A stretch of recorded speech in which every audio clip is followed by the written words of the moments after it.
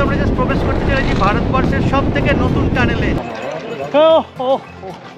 আমরা এসে পৌঁছেছি থাজিয়াস গ্লেশিয়ার। এদিকে রাস্তাটা দিয়ে বেরিয়ে যাওয়া যাবে। বেরিয়ে পড়েছি সোনমার্গের এই সাদা বরফের মাঝে। ভাইয়া কোন সা রাস্তা সেফ है? যেখানেই পা দিচ্ছি সেখানেই পা ঢুকে যাচ্ছে ভাস ভাস করে। দেখুন সানসেট হচ্ছে।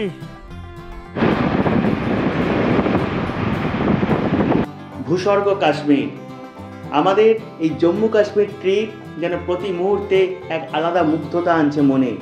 সেই চৈত্র নবরাত্রির বৈষ্ণোদেবী যাত্রাপথের সাজ থেকে শুরু করে কাশ্মীরের হাইওয়ে, পেহেলগামের পাইনের নিবিড় জঙ্গলে লিদার নদীর চঞ্চল গতি, কিংবা গুলমার্গের সাদা বরফ মাখা উঠোনে রোদের ছড়াছড়ি, নেশা লাগিয়ে দেওয়া আফারবাদ, অনলাইন টিকিট না পেয়েও গন্ডোলা রাইড, বয়সের সংখ্যাকে বুড়ো আঙুল দেখিয়ে বাবাদের স্কি করা। সত্যি কত মুহূর্তই না উপহার দিয়ে যাচ্ছে এই কাশ্মীর।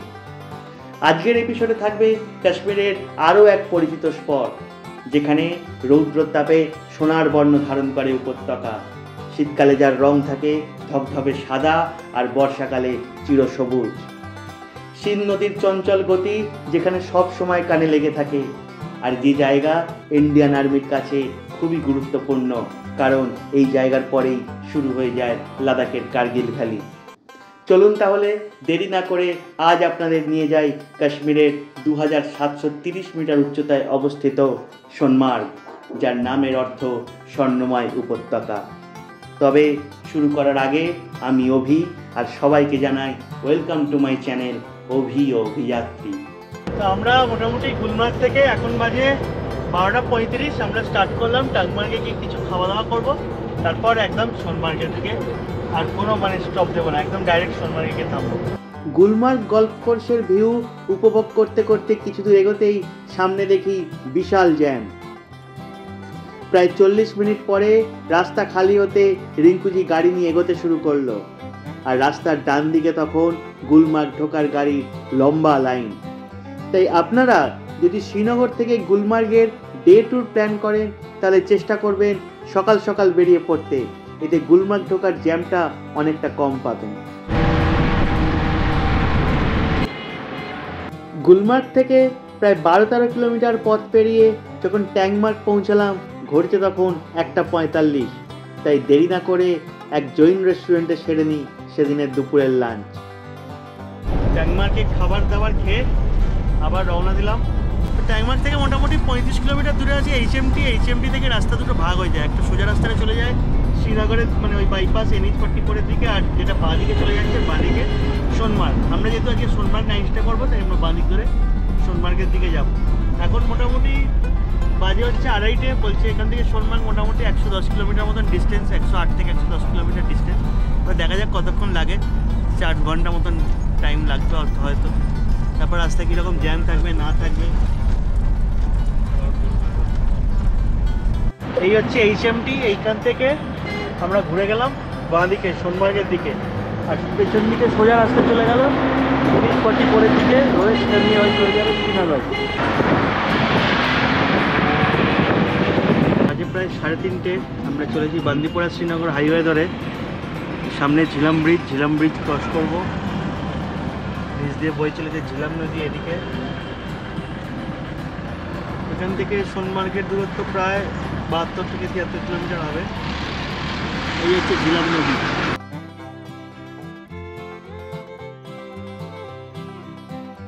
রাস্তার দুধারে আপেল গাছগুলো হয়েছে দেখুন, শুধু ফুলে ভরা। দুধারে আপেল বাগান দেখতে দেখতে কখন যে গান্দেরবাল ডিস্ট্রিক্টে প্রবেশ করে গেছি আমরা বুঝতে পারিনি। আমরা এসে পৌঁছেছি কাঙ্গান মার্কেট। এখান থেকে সোনমার্গ এখনও প্রায় 45 কিলোমিটার।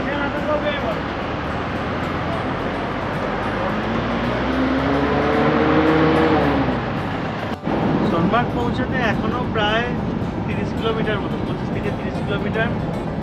বালতাল বেস ক্যাম্প দেখাচ্ছে 40 কিলোমিটার।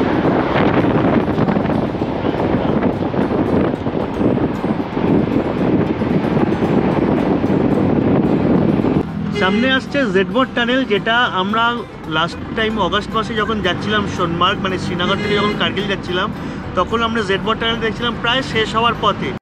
জেডবোর্ড টানেল যেখান থেকে শুরু হয় তার ঠিক 7-8 কিলোমিটার আগে থেকে রাস্তা দুভাগে ভাগ হয়ে যায়। ডান দিকে চলে যায় পুরনো রাস্তা, যেটা দিয়ে আগে আমরা সোনমার্গ যেতাম, আর বাঁ দিকে রাস্তা সোজা চলে গেছে টানেলের দিকে।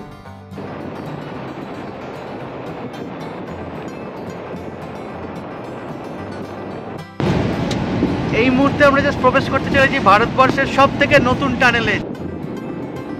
2025 সালের 13ই জানুয়ারি প্রাইম মিনিস্টার নরেন্দ্র মোদী উদ্বোধন করেন এই 6.5 কিলোমিটার দীর্ঘ জেডমড টানেল, যা গান্দেরবাল ডিস্ট্রিক্টের গগনগির ও সোনমার্গের মধ্যে সংযোগ রক্ষা করে।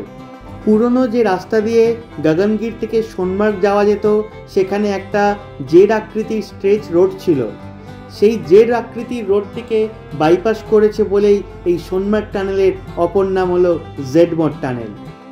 এছাড়াও এই রাস্তায় শীতকালে প্রচণ্ড পরিমাণে স্নো অ্যাভালাঞ্চ ও বর্ষাকালে ল্যান্ডস্লাইডের জন্য বানানো হয় এই টানেল, যাতে ইন্ডিয়ান আর্মি সারা বছর অনায়াসেই শ্রীনগর থেকে কার্গিল তথা লাদাখ যাওয়া আসা করতে পারে। আর এই জেডমড টানেল হলো ডাবল লেন টানেল, যেখানে একটা দিক দিয়ে যাওয়া হয় আর একটা দিক হলো আসার। প্রায় 15-20 মিনিট পর যখন টানেল থেকে বেরোলাম, তখন চারিদিকের প্রকৃতি যেন পুরো অন্যরকম। সমস্ত দূরের সাদা বরফ মাখা পাহাড়গুলো যেন এখন হাতের নাগালে। ঠান্ডাটাও সবাই অনুভব করতে লাগলাম। আর রিঙ্কুজি বলে উঠল, আমরা পৌঁছে গেছি সোনমার্গ। জেডমড টানেলকে পিছনে ফেলে ডান পাশে সাদা বরফের পাহাড়কে সাথে নিয়ে 2-3 কিলোমিটার যেতেই দেখি রাস্তা দুভাগে ভাগ হয়ে গেছে। বাঁ পাশের রাস্তা চলে গেছে কার্গিল হয়ে লের পথে, আর সোজা রাস্তা চলে গেছে সোনমার্গের মার্কেট। আমরা চললাম সোজা রাস্তা ধরে সোনমার্গের ভিতরে। সামনের বোর্ডে লেখা ওয়েলকাম টু সোনমার্গ। আমরা হোটেল গ্লেশিয়ার হাইটসে আমরা চলে এসেছি সোনমার্গের। এই হচ্ছে আমাদের হোটেল গ্লেশিয়ার হাইটস। পুরো এখনো বরফ, সোনমার্গের চারিদিকে পুরো বরফে ঢাকা। হোটেল গ্লেশিয়ার হাইটসের লোকেশনটা ছিল দুর্দান্ত। সোনমার্গ মার্কেট ও থাজিয়াস গ্লেশিয়ার দুই খুব কাছে, আর হোটেলের চারিদিকে দ্য গ্রেট হিমালয়ান রেঞ্জ, যার কোনো পাহাড় বরফে আবৃত, আবার কোনো পাহাড় সদ্য বরফের খোলস ছেড়েছে। আমাদের রুম অ্যালট হয়ে গেছে। আমাদের এখানে 4টে রুম আছে, 406। এই রুমটাই বলছে সানরাইজের জন্য ভালো। দেখা যাক কালকে কি সানরাইজ দেখা যাবে। বাথরুম ভালো, সবই ভালো। এটা 401। এখান দিয়ে প্রত্যেকটা রুম দিয়ে কিন্তু আজকে স্নো ভিউ আছে, কারণ প্রচুর বরফ পড়েছে এখানে নাকি। এই যে তোমাদের ওই দিক, ওইটা চলো দেখাচ্ছি। 404-এ 3টে বেড আছে। এই যে 404, এটা ট্রিপল বেডরুম। সোনমার্গে আমরা 9 জনের জন্য 4টে রুম বুক করেছিলাম, যার 3টে ডাবল বেডরুম আর একটা ট্রিপল বেডরুম। ট্রিপল বেডরুমের ভাড়া ছিল প্রায় 6500 টাকা ইনক্লুডিং ডিনার ও ব্রেকফাস্ট, আর ডাবল বেডরুমের ভাড়া ছিল 5500 টাকা ইনক্লুডিং ডিনার ও ব্রেকফাস্ট। হোটেলের কন্ট্যাক্ট ডিটেলস আমি ডেসক্রিপশন বক্সে দিয়ে রাখলাম। আমরা সোনমার্গের হোটেলে ঢুকে কফি খেয়ে আবার বেরিয়ে পড়েছি সোনমার্গের এই সাদা বরফের মাঝে। একবার শুধু দেখুন, শুধু চারিদিকে বরফই আর বরফ। মায়েরা কেউ আসেনি, যেখানেই পা দিচ্ছি সেখানেই পা ঢুকে যাচ্ছে ভাস ভাস করে। আগে চলো।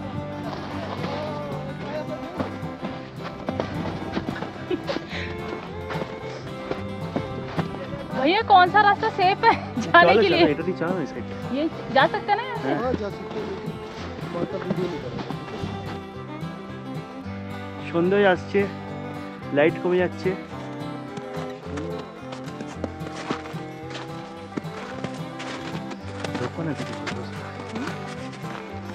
চলো চলো, জোরে চলো, ওপর দিয়ে চলো।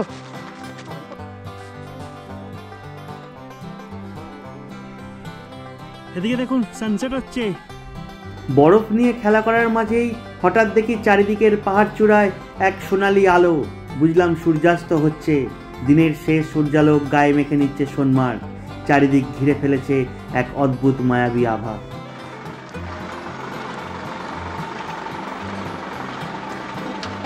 দোকান তুলে নিয়েছে তোমরা। বরফের জায়গা থেকে ঘুরে এসে এবার একটু মার্কেটটা ঘুরতে বেরিয়েছি। এই হচ্ছে সোনমার্গ মার্কেট প্লেস। কি নিলে এত কিছু? এই তো ব্যাগ নিয়ে তো বলছি দেখতে পারে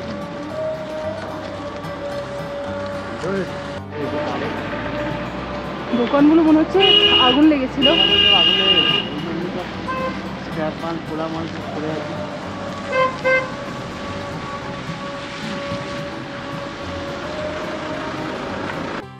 এই হচ্ছে সোনমার্গের যাত্রী নিবাস। এটা সোনমার্গ ডেভেলপমেন্ট অথরিটির আন্ডারে আছে, তবে এটা যতদূর মনে এটা গভর্নমেন্ট পুরোপুরি। এখানেও রুমস অ্যাভেলেবেল। সোনমার্গের মার্কেট ঘুরে যখন হোটেলে ফিরলাম তখন ঘড়িতে বাজে সন্ধ্যে 7:30। চারিদিক অন্ধকার হয়ে গেছে, আর এই রাতের অন্ধকারেই রকমারি লাইটে আমাদের হোটেলটাকেও বেশ সুন্দর লাগছিল। গ্লেসিয়ার আইল্যান্ডসের আজকে ডিনার পুরো বুফে লেগেছে। এদিকে আছে স্যুপ, সালাদ, রাইস, ডাল, খিচুড়ি, এটা ডাল মাখনি, রাজমা, পনির, মিক্স ভেজ, আর এটা হচ্ছে চিকেন।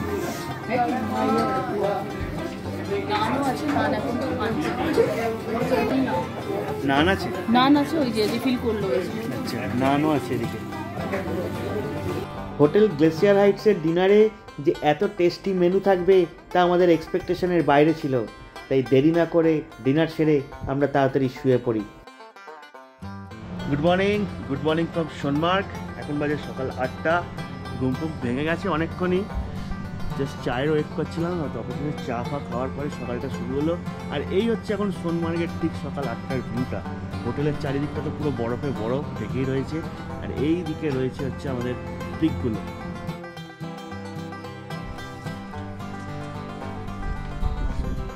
Good morning. ব্রেকফাস্টের ব্যাপারে চলে এসেছি। এখানে দিয়েছে ব্রেড,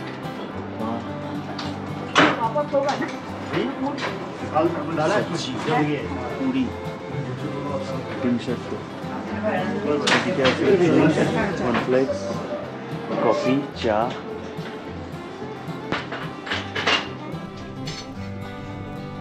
থাজিয়াস গ্লেসিয়ার যাবার প্ল্যান করায় আমরা তাড়াতাড়ি ব্রেকফাস্ট সেরে নিই। আমরা মোটামুটি রেডি হয়ে বেরিয়ে পড়েছি। এবার যাবো হচ্ছে থাজিয়াস গ্লেসিয়ার। ঘোড়া নিয়েছি, 1600 টাকা করে বলেছে পার ঘোড়া। बैग कौन ले पाएगा? इसमें है क्या? ये मत ले ना, रील्स बनाने का सामान है। साड़ी है इसमें। আমরা ঘোড়া করে स्टार्ट दिएছি। कितना टाइम लगता है यहाँ से? हाँ भैया, पौने घंटा तक लगेगा। पौने 1 घंटा। और कितना किलोमीटर है ऊपर? 4-5 किलोमीटर। 4-5 किलोमीटर। 8 है।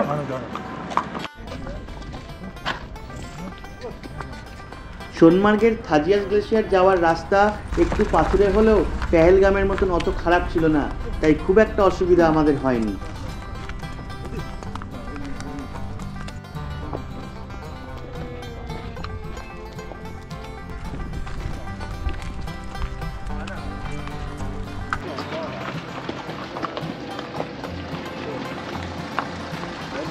আচ্ছা, এইখানেই 70-75 সিনেমার শুটিং হয়েছিল বচ্চন সাহেবের।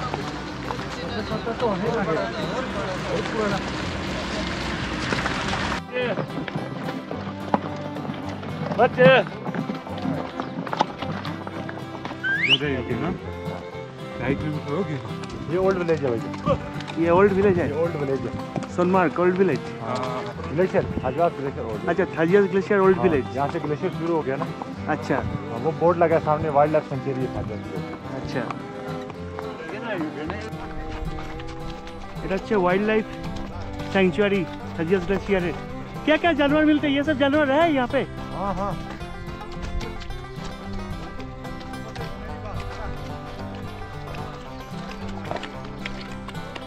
আচ্ছা, আগেকার দিনে যখন পেপার ছিল না তখন এই গাছের ছালেই লিখে পাঠানো হতো। এগুলোকেই বলা হচ্ছে পেপার পের।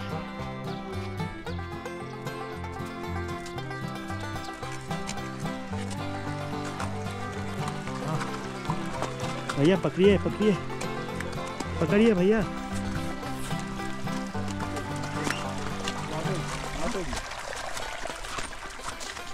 डालो पानी दो, पानी डालो पानी पूरा रखो। এই হচ্ছে আমরা এসে পৌঁছেছি থাজিয়াস গ্লেশিয়ারে। তবে জায়গাটা যেরকম দেখেছিলাম সেরকম কিন্তু নয়, কারণ এখন বরফ প্রায় মানে আর বরফ তো স্নোফলস হচ্ছে না, বরফ প্রায় শেষের দিকে। আর সবসময় ঘোড়া গাড়ি এসব দিয়ে গিয়ে পুরো কালো হয়ে গেছে, তাই আর সেই মজাটা আপনারা আর পাবেন না। তাও আবার এবার যে যাদের মানে আসার ইচ্ছা তারা আসতে পারে। সোনমার্গের সাইট সিনের একটা মেন স্পট হলো এই 9186 ফুট উচ্চতায় অবস্থিত থাজিয়াস গ্লেশিয়ার। এখান থেকেই উৎপত্তি হয়েছে সোনমার্গের বুক চিরে বয়ে চলা সিন নদী। তবে গ্লেশিয়ারের বেস পয়েন্টে আমরা যাইনি, কারণ উইন্টার ট্রেকের গিয়ার আমাদের কাছে ছিল না। আমরা ঘোড়ায় করে শুধু থাজিয়াস ওয়াইল্ড লাইফ স্যাংচুয়ারিতেই ঘুরেছিলাম। অনেকে ওখান থেকে স্লেজ গাড়িতেও ঘোরে, স্নো স্কুটারেও ঘোরে।